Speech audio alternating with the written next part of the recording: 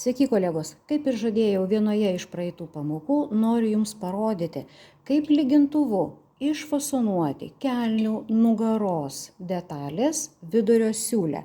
Čia tam, kad jinai nelįstų į kūną ir apskritai, kad kelnės ties sėdmenų aukščiausių iškilimų gražiausiai gulėtų.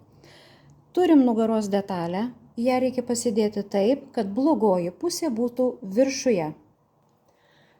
Dedu lygintuvą ant detalės ir ištempsiu štai tik tai va šitą lenktąją dalį.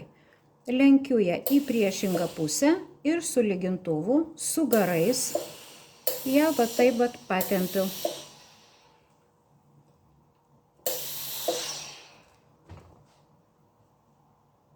Štai matote va tokią va bangelę. Atkreipkite dėmesį, jinai tik tai yra viršutinėje dalyje. To pakanka, kai sėdmenys yra nedideli. Jei sėdmenys yra didesni, vadinasi šita banga turi būti žymiai didesnė. Aišku, dar ten reikalingas ir didesnis kampas, bet tai jau kita daina. Apie šitą papasakosiu dar kitoj pamokoj. Linkiu, kad jūsų kelnės būtų labai patogios ir pačios gražiausios. Su jumis buvau aš, Ramunė Savelienė.